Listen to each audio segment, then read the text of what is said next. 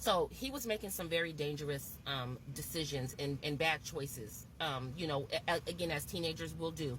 And so there's going to be a certain level of parenting that I'm going to do, and I'm going to be disciplining from a standpoint of a mom, and then you're going to have a discipline from the standpoint of a father, right? And so he doesn't like that. My child has an issue with authority, and that's his story. I'm not going to really go into that, but there's been a constant headbutting, right? So I'm asking her, like, when he was making all of these bad choices, were you concerned for him then? When we were concerned that our child would end up in either jail or the grave, were you concerned then?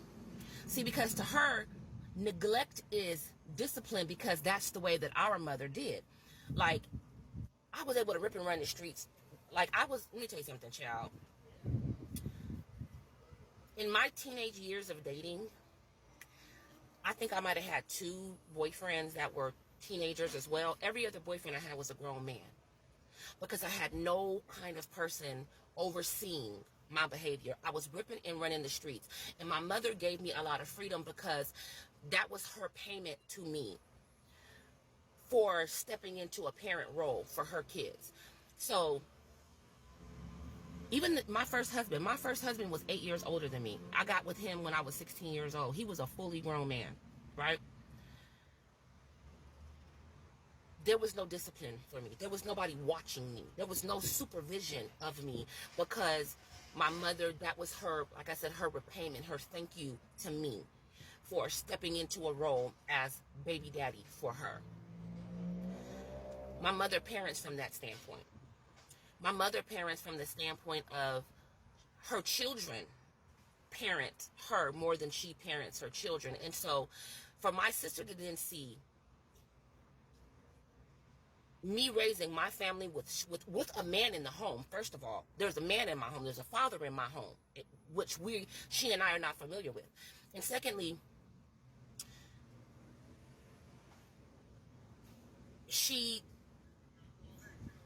it's almost kind of, it was a deflection, basically, is what I'm getting. And this was her deflecting. Well, if mom was so bad, which she was, I could say the same about you, because I parented my child. And then here's the other thing she says. She says, and you picked your husband over your kids. I sure did.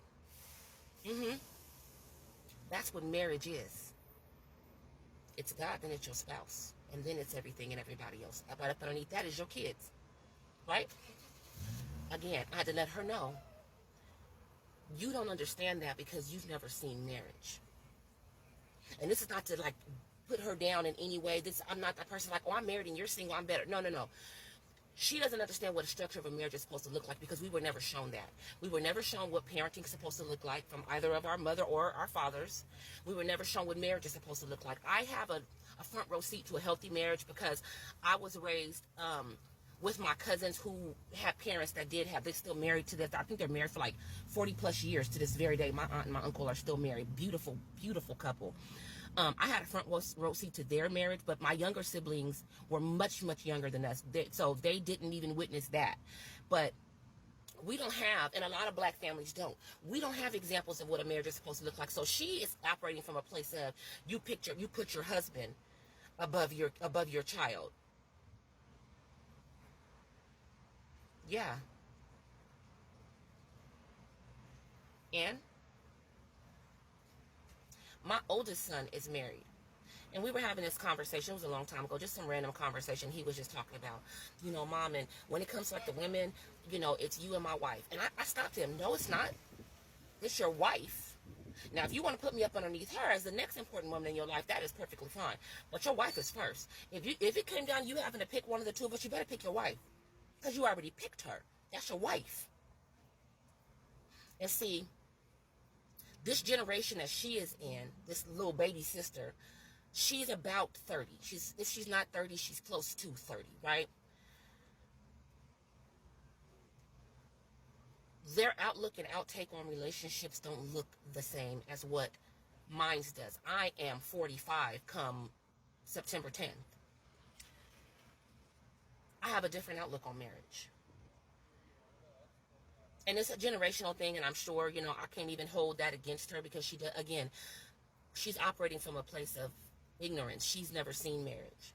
I never seen marriage. I'm going through, this is my second marriage. My first one, yes, but I was 18 years old when I got married for the first time. I was a freaking literal teenage bride.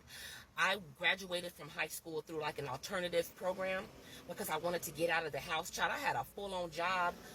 I started working at 16, and my mama was not paying any more of my bills up to that point. Like, once I had my job, I was still, I mean, I'm talking about not paying bills like, oh my, I'm talking about deodorant and feminine products. I was doing all that on my own. I had layways all over town getting prepared for me to get my first little apartment and get the hell up out of the house, okay? So, that being said, I forgot the point I was about to make. I was a literal teenage bride, right? So I went to my high school graduation when I was supposed to graduate. I went to my high school graduation, which was supposed to be in 97, with a 3 or 4 month old on my hip. I went to that to go watch my friends graduate. I had a wedding ring on my finger and a baby on my hip at my high school graduation. We're talking about a child. I was a literal child, okay? I turned 18 on September the 10th. I got married on September the 14th. Like, I couldn't even get my marriage license until a few days before my wedding because I was only 17 years old when a wedding was being planned. As a matter of fact, I didn't even plan my wedding. My grandmother did. She planned and paid for everything, and she was kind of a nightmare. I ain't even gonna hold you, but at the end of the day, she still gave me a beautiful wedding, even though I was a freaking child and I didn't have no business getting married at all. But that's a story for a different day. I'm learning marriage as I go. We make mistakes. Me and my husband are not perfect. We get on each other's nerves all the time. It took us a good probably 7 or 8 years to get into a really good rhythm.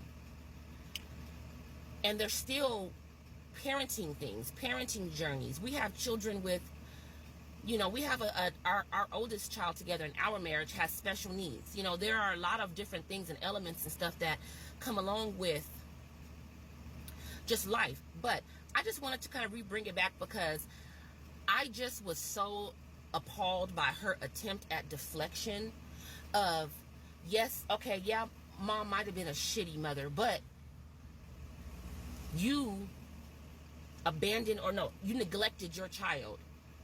No, neglect is letting your child do whatever the fuck she wants to do at the detriment of her, versus not letting your child do whatever the hell they want to do. And of course they're going to look at it as, oh, I hate my step parent. I don't like my mom and she this and that. Yeah, that's teenage 101, boo. But I just kind of wanted, because she kind of made it seem like, well, I'll go online and tell. Girl, you can go online and tell whatever you want to go online and tell. So long as you're telling it from a place of truth, fine. Even though I don't tell other people's stories, if you want to tell a story that you think you know, you go right on ahead. And then I'll rebuttal whatever it is you think you know with facts. But again, this is just my mother's attempt to silence me. She's not going to stop talking when I say something crazy. She's not going to stop talking when I turn her siblings against her. She's not going to stop telling this story when I send Adult Protective Services over there.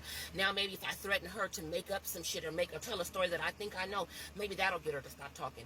It will not. I'm going to keep on preaching this message over and over and over and over until it is clear. My story is mine to tell, and I am going to tell it. And the more attempts at trying to tell me to stop telling my story that you make, the more I want to tell my story. You continuously harm me over and over again as my mother. I let you back into my life and you promised me you wouldn't hurt me again, and then you hurt me again, and you're continuously trying to keep hurting me, even as you see that I am heartbroken by you yet again doing this to me. But instead of you working on trying to get yourself in a better place, you're trying to work on silencing and shutting me up. Shame on you. Stop telling me shame on you for degrading your family in this way. I've not degraded my family in any way. I told my story. If you look bad, it's because you do look bad. What you're doing is wrong. Me telling my story is not wrong. You trying to silence my story is wrong.